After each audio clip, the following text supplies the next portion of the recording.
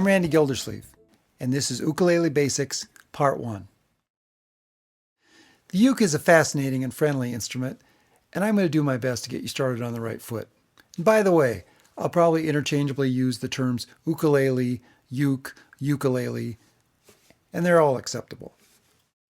In this session, we'll learn about the different sizes and parts of ukuleles, and I'll give you some tips on purchasing one.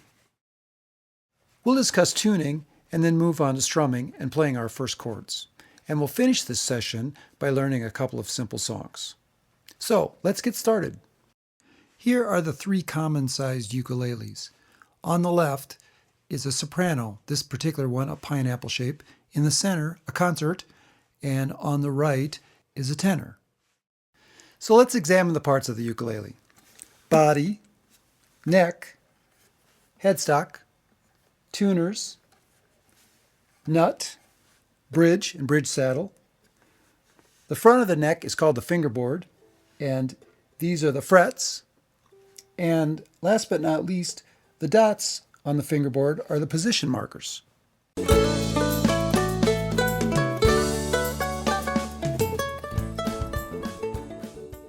It's possible to find a good starter uke for under $100, but if you're serious about making this instrument a part of your musical repertoire, I'd expect to spend $100 to $500. One last thing is you might want to consider getting an instrument with a pickup. A pickup will allow you to connect to sound systems and might be useful if you plan to perform in public. It's time to talk about tuning. So, first of all, what notes do we tune to? The standard uke tuning is G, C, E, A. And let me also mention that your strings are numbered 1 through 4, with 1 being closest to the floor and 4 being closest to your head. So again, your notes, the 4th string is G, 3rd string is C, 2nd string is E, and 1st string is A. Now, a good way to get in tune is to use an electronic tuner. In fact, when you buy a ukulele, might as well add in the cost of purchasing a clip-on style electronic tuner, like this. This particular one is made by a company called Snark, but there's a number of different choices available. Let's see how the tuner works. So, for example, say you wanted to tune up your 4th string, the G. And right now, when I hit that 4th string, and my finger, as you can see, is on the tuner connected to that string, the tuner registers a G. When this green line lights up, that means I'm in tune to the G. Okay, now it's time to start playing.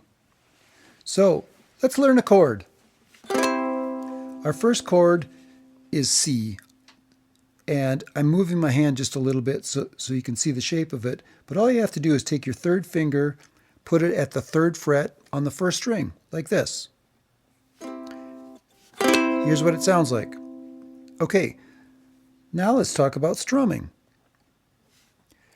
What I would suggest to start with is just take your index finger on your right hand, start above the strings, strum across all of them, just like that. 1, 2, 3, 4. Now some people start with their thumb. It's a little more mellow sound. Both work, but I think you get a little bit brighter, livelier sound with your index finger. So, it's possible to play a song with just one chord. Here's a song. Row, row, row your boat gently down the stream. Merrily, merrily, merrily, merrily, life is but a dream. Simple, right? Okay, let's learn a couple of other chords so we can play more songs. So now that we know C, the next chord that we're going to learn is G. And G is a triangle.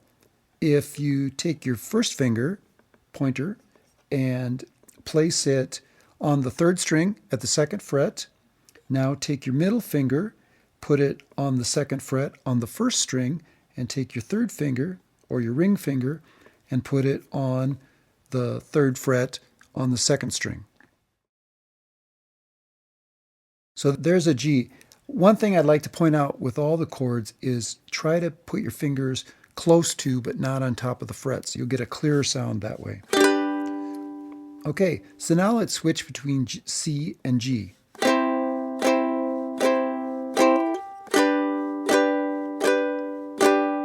So that was one measure each, 4 beats. One more chord. This one is called D7. And D7 from the G chord, we'll take our first finger and our third finger and just simply move from the first and third strings to the second and fourth strings. So I'll do that again. G, and now lift my third finger, move my first and second fingers over to the second and fourth strings. Let's do that again.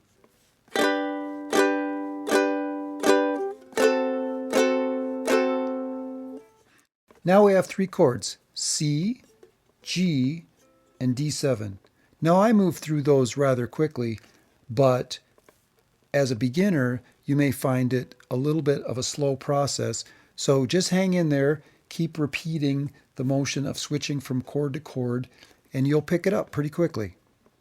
Here's a song that we can play with these 3 chords, and it's one that you'll be very familiar with. Happy Birthday. Happy Birthday is in the key of G. It's also in 3/4 time. So the key of G means that our starting chord will be G in this case. 3/4 time means that each measure will have 3 beats and 3 strums. Our first note will be on the third string on the second fret. Happy birthday to you. Happy birthday to you. Happy birthday, ukulele. Happy birthday to you. So that's it for part 1. In part 2, we'll learn more chords and strumming patterns, and I'll get you started playing melodies and reading tablature.